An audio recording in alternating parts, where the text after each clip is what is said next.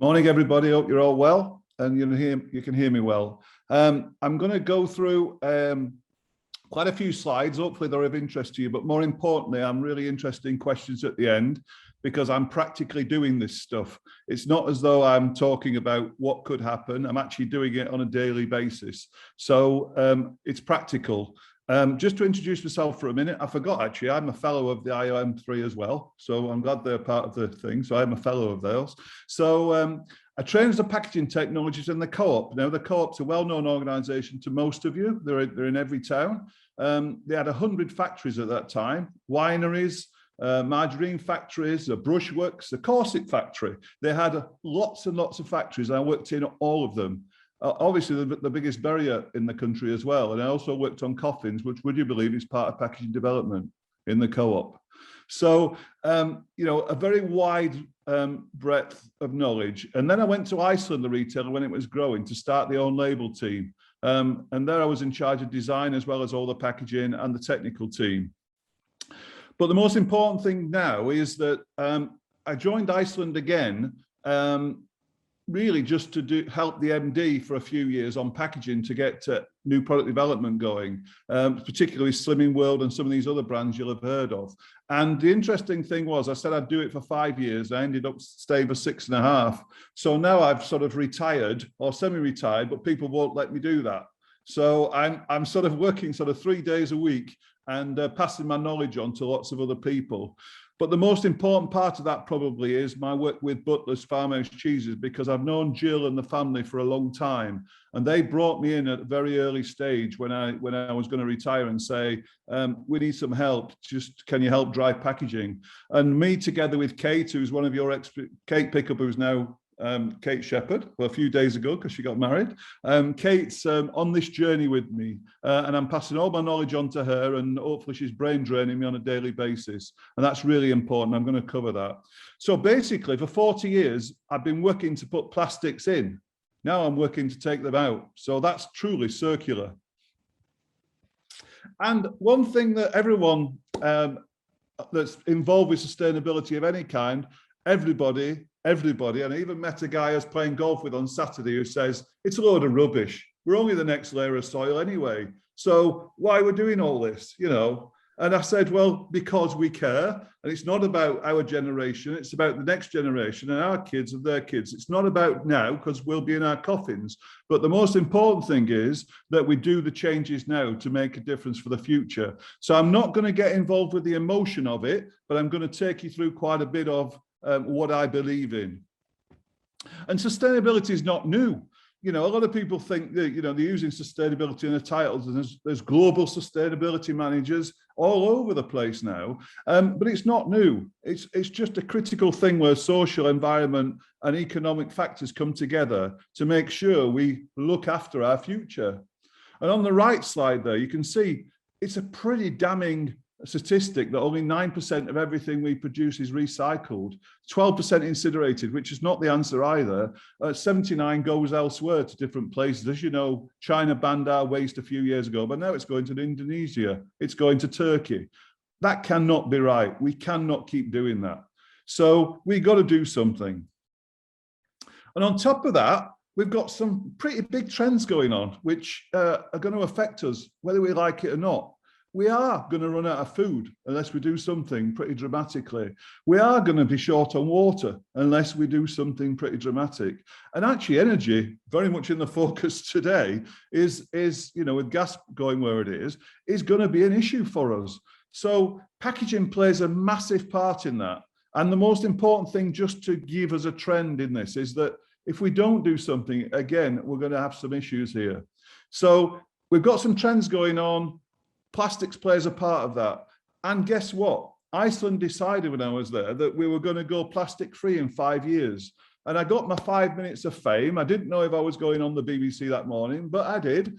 And I was on 32 times, and I got seen 1.94 billion times. Even people from Malaysia phoned me to say, you've just been on the telly.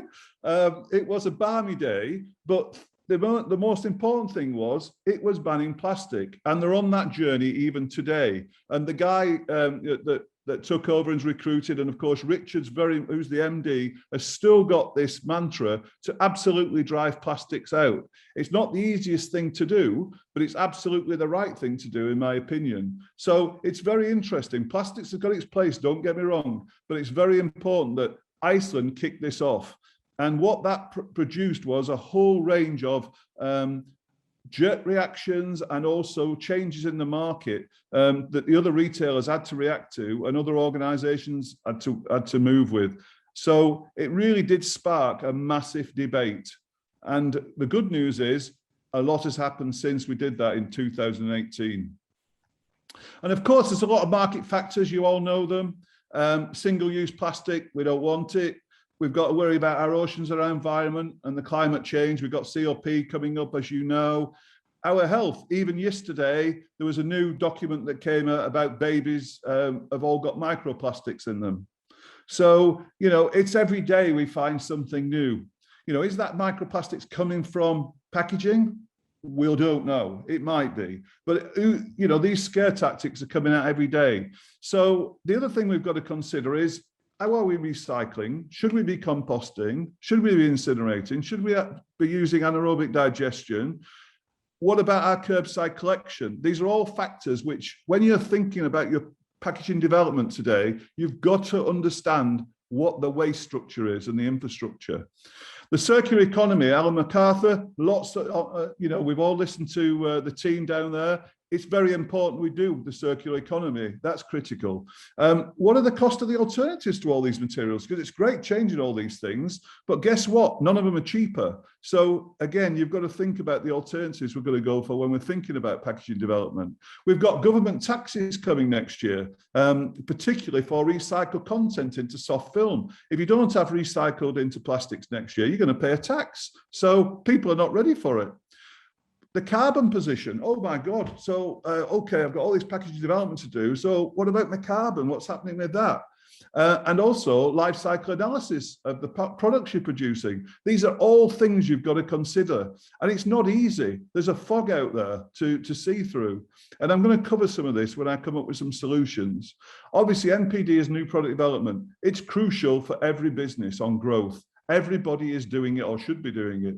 And it's really important for the things we're doing at Butlers and other developments we're doing. NPD is our future. So we have to do it with packaging and plastic sustainability in mind. And retailers always drive it quicker than legislation. Legislation always comes too late for retailers. They're already 2 years ahead. So just watch what they're doing and you'll find out what's going on. And also, we've got a lot of retailer stipulations, and I'm going to cover that a little bit shortly in a minute. We've also got, rather important, us as consumers and customers. What's our understanding of what we can and cannot do with packaging? My goodness, you ask 10 people, they give you 10 different answers. So we've got to make it really clear of what you can and cannot do. At the moment, it is not clear. So there are some of the market factors. I could go on, but I'm not going to, because let's get onto some answers. So Tesco, very much after Iceland went with the big Yahoo, let's go plastic free. Tesco went in a slightly different direction and said, let's go for the 4 R's. I've seen 5 R's, 6 R's, 7 R's, but this is quite good. 4 R's is clever. Let's remove it where we can, reduce it where we can, reuse more, recycle what's left. Very simple. And they set up a store in Bar Hill, which is in Cambridgeshire, to do that. Even doing items like, well, actually everything, but actually doing items like coat hangers, just to get all the amount of coat hangers, and they've saved something like 88 tons of coat hanger plastic and recycled it. It's huge. So if everybody does that sort of thing, we're in good hands. And what they produced was interesting. They produced a red, amber and green list. And this is public knowledge because all the suppliers have to use it. And the interesting thing is, all those items on the red list there includes compostable materials. It includes oxo-biodegradable plastics, polystyrene, PVC, polyvinyl chloride, all these items, including wax paper, which we use a lot in Butlers.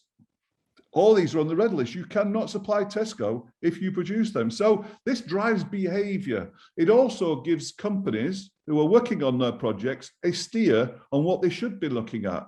No surprise that glass, PET or polyester rigids they're already being recycled. So there's no reason why they can't be in the green list. The more difficult list is the amber list, because ultimately, a bit like we've had with our holidays, we're going to have no amber list. It's either going to go to red or green. You know, you can, and it's exactly the same. We're going to have a green list and a red list. At the moment, it's still being developed by the retailers, and they're driving it, not other people, the retailers. So that just happens to be Tesco's, and we could go on about that all day. It just gives you an idea of the things that's in the list. And there's some principles I like to just put down that when I'm bringing new products to market, this is what you've got to do. You've got to remove any excess packaging. Amazing how many things are wrapped 2 or 3 times. Even today, burgers are wrapped in a film and then go in a carton. Well, they can go straight in the carton. Lightweighting, it makes a lot of sense. We don't want lots of lorries on the road. So if we can reduce the excess packaging and lightweight things, it makes sense. Get rid of all single-use packaging. We've got to do it as fast as we can do it. No red materials on the list. Incorporate recycled content because it's coming. It makes sense. But that recycled content must be from post-consumer waste. That's very, very important. It's no good just taking it from the shop floor, bit that it does. It's got to be from the back of our houses. It's got to be a brilliant fit. You know, we've had crisp packets for years, you know, that got loads of air in it. We've had chip bags with loads of air in it. Why are we shipping all this air around? So you'll see a lot of work that's gone on to get rid of all that air and volume in packaging, and in fact, shipping water around. Flexible films must be polyethylene based. It makes sense because it's easily recyclable, and you can get barriers in that polyethylene film these days. Lidding films must be polyester generally with PET pots. In other words, a monomer of one material so that we can recycle them together. That's exactly what I'm just saying in that note there. So laminate films must be made from the same materials. So PET with PET, you'll see it when I come on to Butlers and some of the changes we had to do there, how difficult that is to do. And obviously use paper and board from sustainable forest schemes. We're still seeing some rogue paper coming in from forests which are not controlled, and we've got to stop that. So it's got to be from sustainable forest schemes. And I've been to the vast majority of the board mills, and basically 3 trees are going in for every 1 coming out now, which is all good news, but it takes time to catch up, 20 to 30 years. But it's good news that that's happening. It must be cost neutral. So otherwise inflation is going to go through the roof. Everybody wants a more sustainable solution, of course we do. But if that costs 2p more, that's 5p at retail. Well, that's a lot of money for people to pay, and they haven't got the money. So packaging costs play a really important role in this. We can all go sustainable, but if we're not buying the product, it's amazing. You know, they won't buy it. No compostable packaging. Why? Why are we not having compostable packaging? Everyone keeps bringing out products because there's no infrastructure for it in the UK. We haven't got industrial composting, and we need it. Industrial composting is in Sweden, it's in Denmark, it's in Scandinavian countries. It's also in quite a few of, well, Italy are pushing it strongly because they've got some materials that work really well. But actually in the UK, we've got no compostable materials. So no point putting them in compostable at the moment. There's no infrastructure. So hopefully that just gives you a feel. There's a lot more principles when you're bringing a product out, but it just gives you a feel of some of the items that you've got to consider. So I'm just going to go on to what we've done at Butlers now to help, because Butlers are a massive fan of Lancaster University, and that's why I'm also supporting today, because it's a really good journey we're on, and it's a journey we should go on together because we've got a lot to learn from each other and a lot of cross-fertilization. But amazingly for me, cheese, and that's why this slide's up there, it goes in every packaging format. There's everything on there, absolutely every packaging format. So it's a tough one. And the good news is at Butlers is that we actually do blue cheese, hard cheeses, obviously Lancashire, and we do soft cheeses. And that's unusual for a cheese company to do that. And it's very complicated because you can imagine they've all got different rates of breathing and different rates of coming together when they're being made. It's very complex. So when I turned up at the door and Jill and I were having a chat, and I went in, I thought, this has got to be easy, hasn't it? Cheese, it's got to be a piece of cake. But actually, I'd worked on cheese a long, long time ago and knew how difficult it was. So if you didn't know Butlers, really quickly, they're very passionate about the cheese. They're a fourth generation family. And in fact, hopefully there's a fifth generation on the way now. We've just seen a little one arrive. And all the cows and goats are around about 10 miles from Inglewhite. So it's really great that, you know, it's really local. They're using local farmers, and they're so passionate about what they're doing. And packaging was very much identified, especially when I turned up on the door, as we've got to get this sorted out. And the other thing was, we supply most retailers, you know, and they're obviously have got we've already seen the Tesco plan, but they've all got their own ideas of what they want to go. So we obviously have to follow some rules that the retailer's working on, whilst building our own strong brand in Butlers, which we have with Black Sticks Blue. And more importantly, that I needed more than anything else, because I can't do this on my own. It's a massive teamwork, and Kate's been a big part of this with me, is the teamwork involved. So the journey started in May 2019. Cheese is a problem. Nothing was recyclable. Not one bit that we had in the plant was recyclable. What a good start that was. You can imagine. So nothing. We had we had nylon, right? Nylon with polythene. Well, nylon cannot be recycled. It's a terrible thing to recycle. You can chemical recycle it, but who can do that? Not many people at the moment. So PVDC is an all cheese generally, is an all cheese packaging, because it's a very good barrier to oxygen. So PVDC is in there. But again, it's not a good product, and it cannot be recycled easy. We had lots of laminates, i.e. mixed laminates, so cannot be recycled today. We had PVC on strength films. Not a good idea, because we know about the nasties in PVC. We've got labels onto film. Amazingly, putting labels onto film, whatever it was, contaminates the infrastructure for recycling. So again, not a good idea. We had top and bottom webs that we're using on some of our gas flushing equipment, which were not the same. So we couldn't recycle those together. Need I go on? Need I go on? There are so many things that were really an issue, and we had to really start from scratch. So what did we have to do? And this includes, when we're doing our testing, is very much the shelf lives of the microbiological testing we have to do. Because guess what? I might be able to change the world, but I better not change the cheese, because I'll be in a lot of trouble, So, you know, it's important that we kept the integrity of the cheese and make sure that it matured as it developed in the packaging. So we did a lot of trials on our floor wrapping machine. So these are horizontal floor wrap machines, which primarily has run polythene and nylon for 30 years. So we had to change that. We had to get rid of our maturing bags with the PVDC in them, just to polythene. Our hand wrapped cheese was all in a laminate of polypropylene with paper and wax. Remember the one on the Tesco, wax paper, now banned. Multivacs that we've got, these are machines that again do gas flushing. And we also, you know, so they have a top and bottom web. Again, we're a mixed laminate. The deli bags that we use to send to booze and other people have PVDC in them. The tray packs that we used were a recycled PET, which was good. We actually found something that could be recycled, which we were quite chuffed about. But it had a mix of lidding film on the top, but that's not good. So the important thing was that we involved the whole team. This is a crucial message I'm going to give to you. The whole team has to live this. You know, even the sales team have to live it, because when they're going up to talk to Waitrose or Booze or the co-op, they've got to know this stuff these days. And we talked to all the other retailers about checking that we're on track. I was lucky, I was a retailer, I knew them all. So I could talk to them about saying, are we on track with what we're doing here? Are we doing the right thing? So it was just a sense check that we are, you know, that Butlers, this cheese company up in Lancaster, are doing the right thing for all you guys. And we needed all the packaging suppliers to come to the party, and we had to bring in some new ones because they weren't used to this pace, they weren't used to this drive. It was all brand new to them. And we had to do 30 trials.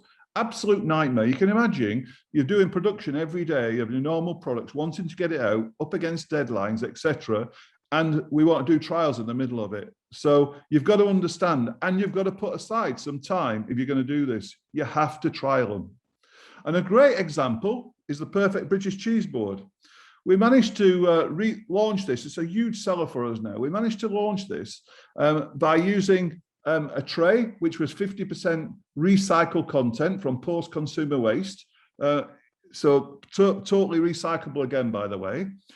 the film before was a mixed laminate, and we managed to change it to being PET only. So we've got polyester with polyester can be recycled together. And of course, we've got an FSC board. Actually, this board is from Cumbria, the only board mill in the UK now, which is in Cumbria, at Igersund.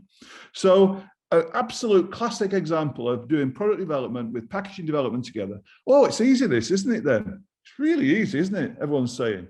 No. In that pack are 3 different cheeses with 3 different breathing rates. The hard cheese needs gas. The blue cheese doesn't need gas, but needs to breathe at certain things. And the soft cheese needs absorbent pads for the moisture. Now, that pack is so complicated, you cannot believe it. But it looks easy, doesn't it? I'm sat here now with a drink of water thinking, well, it was easy, wasn't it? It was not easy. We had to do a lot of testing. So the result, quickly summarizing what we've done, I gave you all the issues that we had in Butlers and where we were going and the journey we're on. And we've managed to publish these to all the retailers now and tell them what we're up to. We found alternatives across everything. All of it can be recycled. Really important. The journey to new materials, new ideas, which are non-plastic, has started. So this was only the first bit. The first bit was to get everything recycled. The second bit was to get recycled content in. The third bit is the journey onto new materials. Is it seaweed? It's the next generation. What is it? You know? Recycled content introduced as we're doing now. Large production in plastic in 23 tons for us is a lot of plastic removed. Built-in new product development thinking right at the start of the process. And this is what I'm doing with my design agencies. Well, you've got to build in this sustainability right at the start of your projects. No compostable materials, I've told you why. But if we do start putting industrial composting in, then great. No reduction in shelf life, critically important. So, done all these tests, microbiological tests, making sure we're doing the taste panel tests. I did another one yesterday on some blue cheese. No reduction in shelf life. That's a major, major win. Why do we need shelf life? We all know, for food safety, 1. 2, that we can keep it in our fridge for a bit longer. And 3, that the retailers want more time in their distribution warehouses. The Ocados, etc., are now shipping online. They need more life. So it does need shelf life. There is a question, do we just do it with no packaging whatsoever sometimes and just wrap it? It's a good question, deli counters, etc. There's no significant cost increases. So when we did these changes, we brought new suppliers in, but it doesn't tell the whole story because we had to try and do a lot of negotiation and try and look at the costs involved at every element of the packaging. You can't just do the label or the tray or the carton. You have to look at everything to try and see if you can change something or do something with existing packaging to keep the costs down. That is a massive, massive takeaway I'm giving you today. Incredible teamwork at all levels, engineering, production people, your sales team, massive board support for doing this. You can't do it unless it's at the top level. It will not happen. So it's a big message again. You must get the buy-in from the top. And if you haven't got sustainability running through at the top right now, then there's a question in that boardroom, a big, big question. And the other thing is, removing nylon, PVDC, and our mixed laminates has given us a bit of a joy. You know, we do feel as though there's another thing. Are these materials being recycled right now? Well, no, they're not. That's another subject I'm going to cover in a minute. But they're ready when we can. And my message to everybody is, it's not about just the material. It's a whole way of operating from top to bottom. If you're in this, you've got to operate differently. Hopefully this is all making sense. And I'm just going to check on the time. Yep. Okay. So,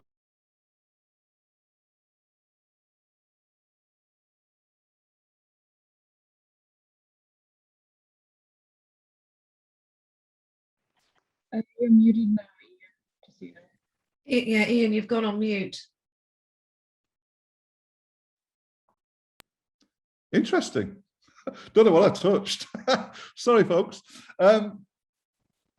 So if you didn't know, of the United Nations 17 goals, 9 of them affected by packaging, right? It's massive, right? It crosses them all. So it's very important that we get packaging right because of this very thing. And when you see the COP conference coming up, there'll be a lot of talk, and packaging will enter it as well as all the other things that's going on in the world, because it does affect it. And clean water and sanitization, all these things, we make a lot of paper with clean water,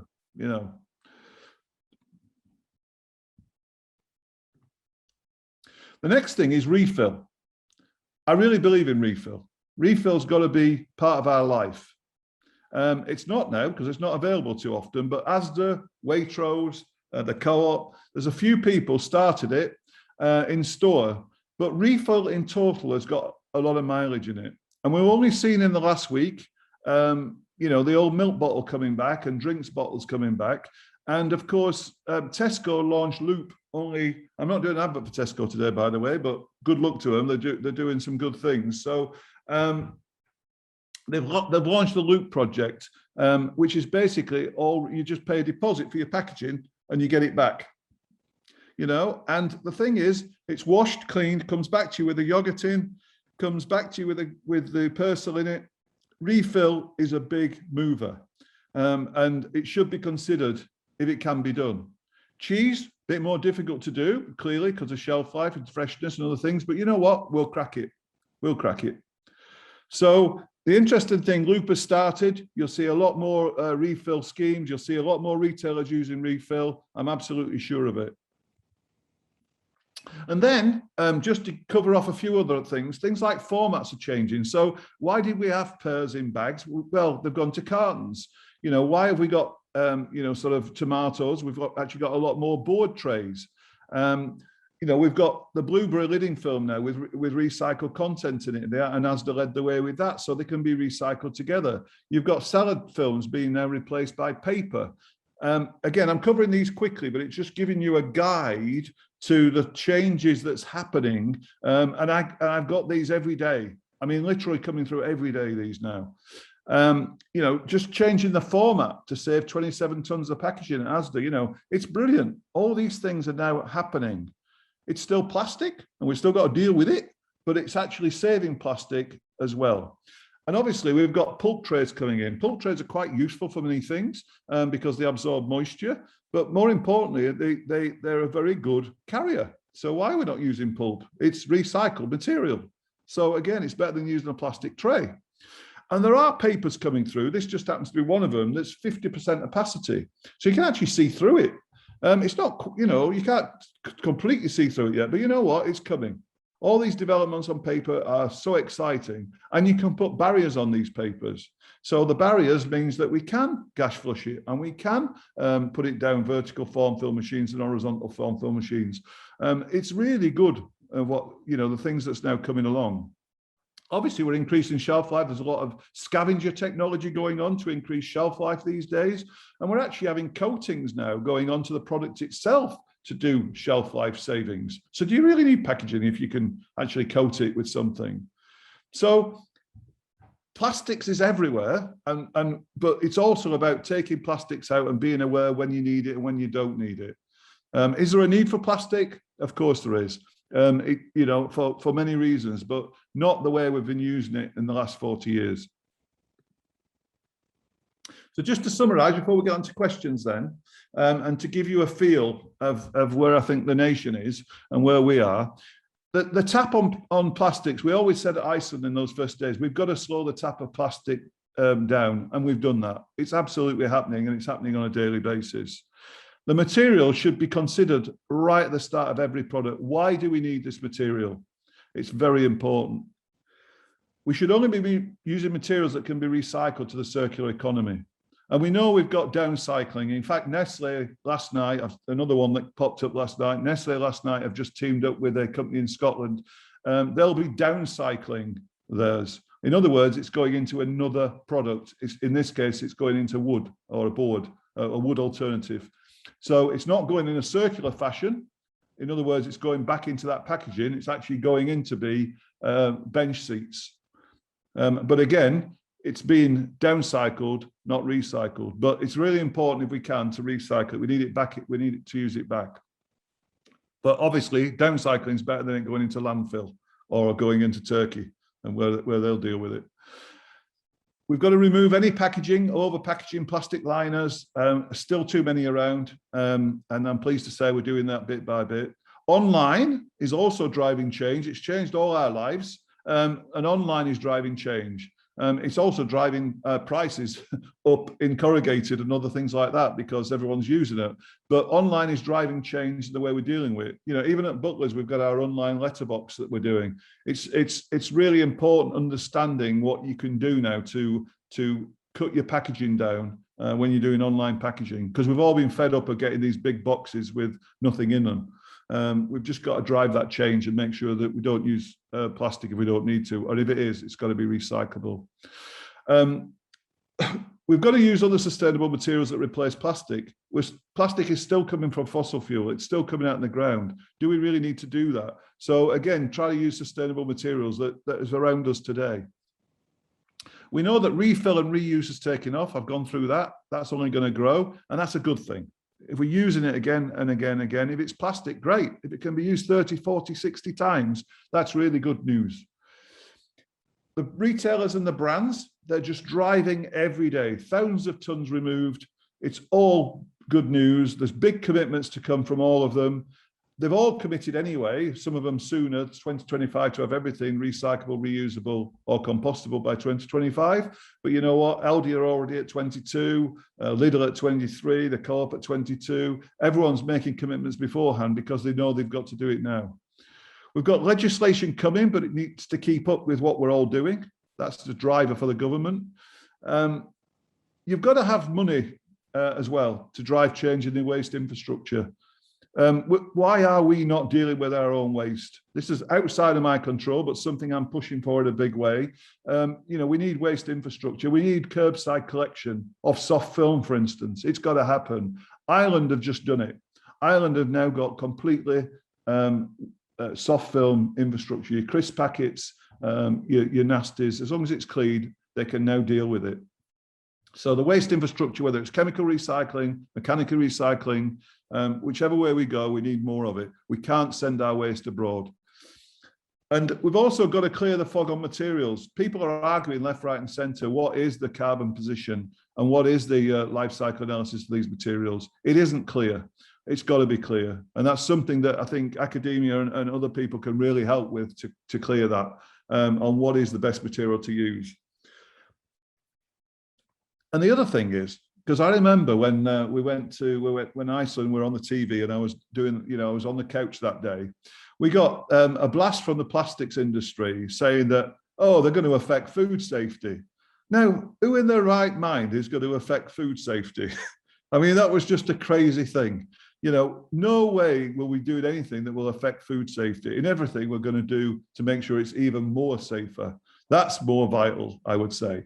So, you know, it's really important that people understand we're not doing this because we just want rid of plastic or we want to change the plastic. We're doing it to make a difference.